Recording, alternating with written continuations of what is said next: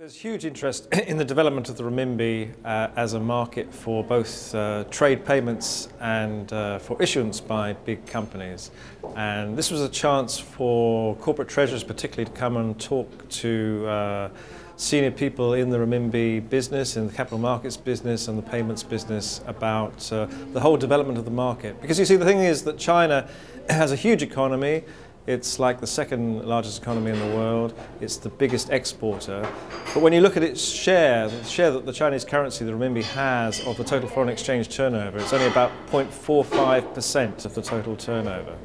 And over the last couple of years, you've seen China liberalizing the use of its currency. So now we're seeing that the renminbi used for trade settlement, accounting for about 10% of China's trade. So I think the advantage of an event like this was it was a chance for companies that are doing business with China, whether it's trading with China or investing in China, to come and hear views from experts, lawyers, consultants and bankers about the policies that are affecting the market and also the legal standing of some of the financial instruments that are being used. And we had two great panel discussions this morning, and I think we examined some of those issues fairly closely and sort of improved everybody's knowledge of the business. The pace of the renminbi internationalization has been much faster than almost everybody expected in the last few years. We expect this trend will continue. Within the next 2 to 3 years, we expect renminbi to become one of the top 3 global currencies being used in the global trade. We believe this will have significant implications for all the major financial markets, including London. Now, London is already the offshore market for many currencies. We think that London has a very good chance to become one of the major offshore centers for renminbi as well. Judging from the experience that we have in Hong Kong, we started the renminbi business in 2003. It reached a critical mass in 2010. And from that experience, I think London can become a true offshore renminbi centers in anywhere between 3 to 5 years' time. I think that the development of London as the next international offshore centre for renminbi is very important. I think in my view it's likely to take a period of around 3 to 5 years or so, but it's really got to go tandem and hand in hand with the international investor participation in these products. I'm a bond product guy, and interestingly, I see a large number of investment managers setting up dedicated dim sum bond funds. And it's really about connecting the products with the international investor community. And once the international investor participation develops, we will see the product base gravitate towards London as its established base of international investment products. While it's widely forecasted that it'll be 3 to 5 years before London becomes the next offshore RMB centre, personally I think the next year is key. I think while it's currently a hot topic, that's where we need to educate individuals and customers about the products, services and capabilities that London can offer. In the market over the last few years, when we come to the renminbi, there's really 2 stories. One is about the renminbi's appreciation. We heard a lot of stories. Some people even get fed up with all this kind of stories about how much renminbi is going to appreciate. Another story, of course, is about the process of the renminbi internationalization. In my view, the first story is going to be a boring story. The renminbi appreciation story is over. But the second story, which is the renminbi, the rise of the renminbi internationalization, is going to be far more exciting than most of the people even expected. As we all know, China is already world #1 exporters, #2 importers. In 2 to 3 years' time, China will become the world's largest exporter importers. But at the same time, China is likely to be one of the major global investors as well. So now, if London can manage to develop the offshore renminbi business, that clearly is going to create a huge new opportunities for the London's financial communities, as well as providing a greater help for the UK's economy as well. The implications for London to become the next offshore centre will clearly bring in more business opportunities for the banks and the private sectors, corporates in London and the UK. And also, I think you will also attract a lot more investors coming into London to invest in the renminbi internationalization in renminbi investment products. So all in all, I think there is a huge opportunities from the business perspective, as well as and other accelerated business opportunities that were associated with these opportunities. The trade surplus as percent of GDP back to year 2007 is over 8%. It has, over the last few years, it has been declining continuously. By the end of last year, China's trade surplus just account for 2% of GDP.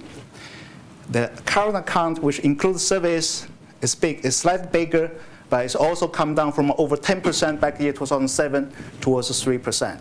So a 2 to 3% of trade surplus, GDP of trade surplus, which is basically significantly less than a few years ago. Many people use the trade surplus as a proxy for the undervaluation of the renminbi. I never basically buy this argument, but nevertheless, even use this benchmark, at least most people, most economists can agree that the degree of the renminbi's undervaluation is much less now compared with pre-crisis. There's a lot of talk about London being an offshore renminbi centre, but one forgets that London is already trading all the renminbi crosses. So this has got a dimension outside of the financial markets at the moment. But as far as financial markets are concerned, there's no clearing bank for renminbi, but we are trading, and HSBC trades all the crosses in London. So perhaps there's a political dimension to it, but from an investment dimension, London is already open for business as far as the renminbi is concerned. As a global trading currency in goods and services, the renminbi is a global currency. End of the story. Okay, it'll be top 3 in a few years' time.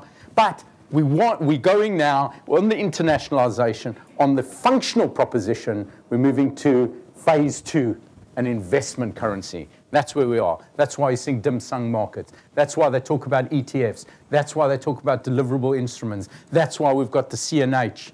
You know, a deliverable currency. You put your card in one of those cash machines and it asks you, do you want Hong Kong dollars or renminbis? And a taxi driver in Hong Kong will take renminbis because they know they're worth more than Hong Kong dollars. The question of the renminbi as an investment currency is absolutely fascinating. And the point is, because this is phase 2 of China's expansion. Phase 1, become a world trade currency. That's done. Phase 2, become an investment currency, move towards opening up your capital accounts. So that is what we're witnessing. That is what's underway at the moment. So you can't see the path because you're walking on it. But once we've walked it, we'll look behind us and we'll see that we're witnessing at the moment China moving towards the renminbi and China being an investment currency. What makes the dollar the reserve currency of the world? Is this because of its value? No. This is the proposition of value versus function, that the dollar has a special function. You phone HSBC up, you say, I want to sell Singapore dollars and buy South African rand. What happens? At the end of the day, someone says to you, did you trade the dollar, US dollar today? And your answer is, no, I sold Singapore, I bought rands. Wrong. You sold Singapore, you bought dollars. You sold dollars, you bought rands. It is the gateway through which you had to trade, because no relationship exists between Singapore and South Africa. I think renminbi will become a third largest trading currencies in the world in the near future, and being important international currencies. Investors will look to diversify their existing holdings in US dollars or euro and to look for opportunities in this new currency, renminbi. So it will be increasingly important for investors to look for investment opportunities. And clearly now we've seen the products being developed in the offshore renminbi markets have given the investors a choice to diversify their risk. I think if the offshore dim sum bond market is going to grow, we need to continue to develop the international participation. This has both challenges and opportunities. What we see is it's a relatively small market when compared to the domestic onshore market. It's only about 2.5% of the domestic bond market of the total, but we're forecasting this is going to grow beyond 5% in 2012. I think for increased international participation, we need to see larger, much more liquid deals, continued issuance by the sovereigns in into the offshore market. We've seen them active once or twice a year, but this needs to continue to develop to allow a much more developed and liquid risk-free curve. I think once that happens and we continue to see the deregulation, if you like, of the renminbi market and the collapse of capital controls between on and offshore, this is when we'll truly see an international renminbi bond market. What I'd like to do is specifically to talk about the renminbi bond market.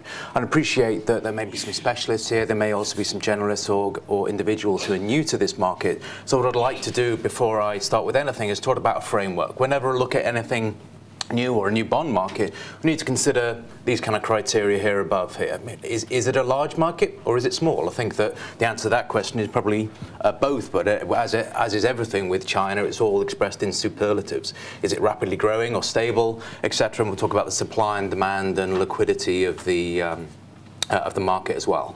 And perhaps more interestingly for the audience here today, does it present a compelling investment opportunity? Or for the corporate treasurers here today, is it also a market which they can tap for further demand to actually raise the renminbi, or alternatively on a more tactical nature and swap back to a G3 currency?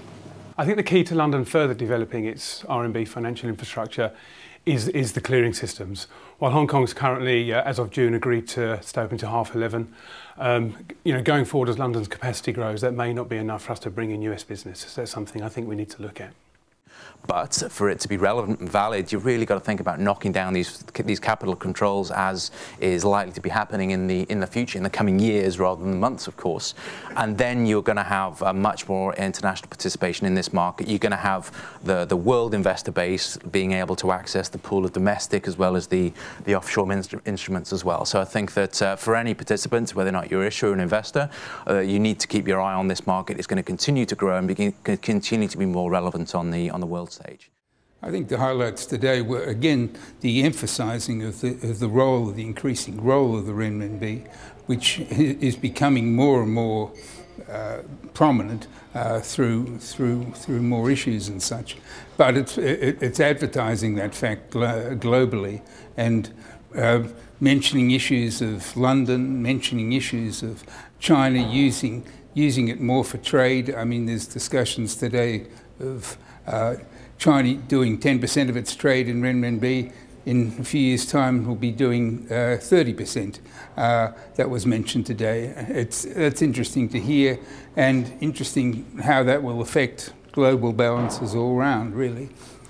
So it's important, again, for people around the world to realise the growing importance of China and the renminbi. It's as simple as that, and the more one gets that message across, the better.